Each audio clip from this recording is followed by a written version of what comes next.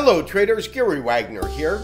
Just after 11 o'clock in Honolulu, 5 o'clock in New York. It is Monday, March 25th, 2019, and this is the Daily Report for Gold and Silver. We do have moderate gains across the board in the precious metals markets, with palladium leading the way in terms of percentage gains. We'll get to that in a second, and that is all in light of a fractionally lower U.S. dollar. The majority of what we're seeing today is absolutely buying.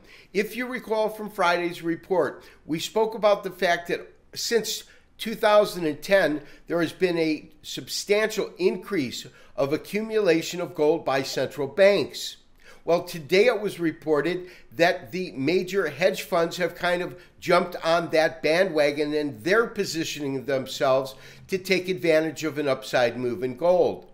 The old adage is to buy when the big boys buy and sell when the big boys sell. It is always very, very nice to be positioned prior to that happening, and that just is the case today because we have been long since March 8th.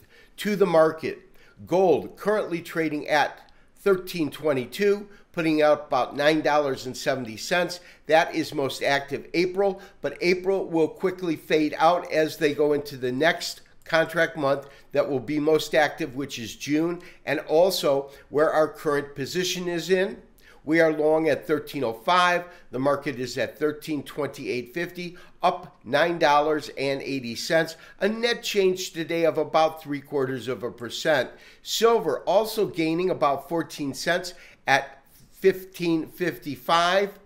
And then next comes platinum, up 1.2% at $858.60. That's a $10.20 raise in terms of pricing. But the big winner, as I said, is a $27 move in palladium, now at $1542.90. While it is not an all-time record high, it is definitely moving towards that. Dollar index, though, did little damage, down about 0.15% at 96.01. And then lastly, in terms of equities, they in essence closed quietly unchanged. They were all over the board, but you have the NASDAQ composite that is unchanged on the day. The S&P also in essence unchanged. And lastly, the industrials, 25,516, up 14 points. Again, we will mark that in the unchanged column. So traders, today was absolutely a significant upside move.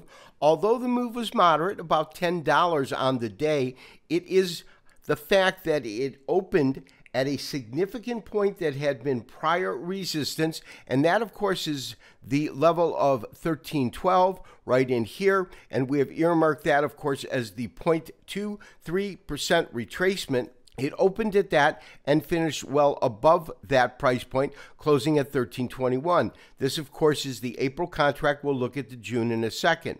Now, based upon our technical studies, the fact that we are now above the 50-day, we are above this significant level, we've got solid support right within that area, and that is going to be an area that we look to trail our stops up over the next couple of days, which will be just underneath about 1310, somewhere around there. However, in terms of levels that I am looking for as our next upside targets, we spoke about this all last week. The first level we've really got to take out is 1330, 1331. That is based upon this top here. And then the top above that, of course, comes in at around 1350, and that is this top here.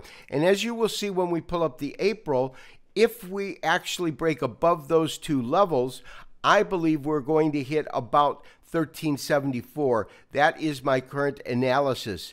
With that in mind, let's take a look at the April contract. So traders, today was absolutely a significant upside move. Although the move was moderate, about $10 on the day, it is the fact that it opened at a significant point that had been prior resistance, and that of course is the level of 1312 right in here, and we have earmarked that of course as the 0.23% retracement. It opened at that and finished well above that price point, closing at 13.21. This, of course, is the April contract. We'll look at the June in a second. Now, based upon our technical studies, the fact that we are now above the 50-day, we are above this significant level, we've got solid support right within that area, and that is going to be an area that we look to trail our stops up over the next couple of days, which will be just underneath about 13.10, somewhere around there. However, in terms of levels that I am looking for as our next upside targets, we spoke about this all last week. The first level we've really got to take out is 1330, 1331. That is based upon this top here. And then the top above that, of course, comes in at around 1350, and that is this top here. And as you will see when we pull up the April, if we actually break above those two levels, I believe we're going to hit about 1374. That is my current analysis. And so traders, we are now looking at the June contract, currently trading at 1328, up $9.30. There's a couple of studies that I've put in here that are not in the most active. The first study that I'm talking about is an extension. It's our upside target, and we'll get to that in a second. But first, we'll talk about that 2-3% retracement level, because in the June contract, that comes in at about 1324. We have certainly broken above that. However, the same initial targets are true in terms of what we're looking at, and that's these two former tops. This top coming in basis June at about 1338, and then the top that we hit this year in terms of our June coming in at around 1355. My sense is that our next level should easily get through this top, which is 1340. If we run into any kind of resistance and have any kind of a pullback, I believe that that would occur right in this area at about 1355. We did receive a couple of questions from new subscribers that came in after we had already initiated our buy signal on the 8th of March, and their question is, how do I enter the market at this point? Is it safe? My answer to that is going to be direct. You want to, first of all, sit on the sidelines, in my opinion, until the market challenges this first mark, which comes in at around 1338. If we get a solid break above that, you could enter it right at that point. The other indication that it is the proper time to enter the trade is if we add to our current position, you would go ahead and initiate your position at that point. Hopefully that answers that question. Now, let's take a look at our exit strategy and what we're really looking at. And I've got two basic areas that I believe we could see this market go to. They are basically extensions off of a third wave. Now, because the third wave cannot be the shortest of any of the impulse waves, and because we start the basic extension from these lows here, or the beginning of the fifth wave, my sense is that 0.618 is a very logical place to look at, which is 1366, up to the 0.78, which is 1387.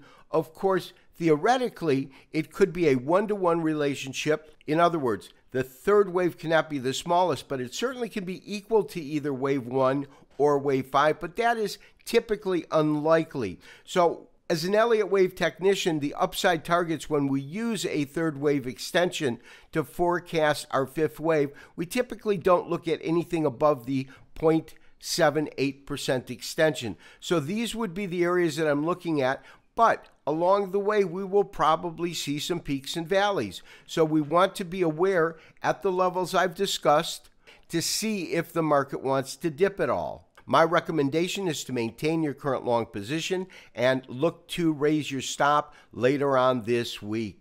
And traders, lastly, palladium as well as platinum are back on the move. Palladium, as I said, closed up $28, $15.43. You can definitely see that it is not at the all-time high, because after hitting that high just recently, we did see the market backtrack a little bit. If, in fact, it is going to backtrack more, it was a strong day to the upside, this is the target I would look for, which is 1483, and that represents a one-to-one relationship between this wave here, this rally here, and then following the correction that came in at about 816 is where we start the extension. When we do that, we've marked a couple of areas, a 1-to-1, a 1.38 to 1, and a 1.618 to 1. That's the upper level at around $1,900 per ounce.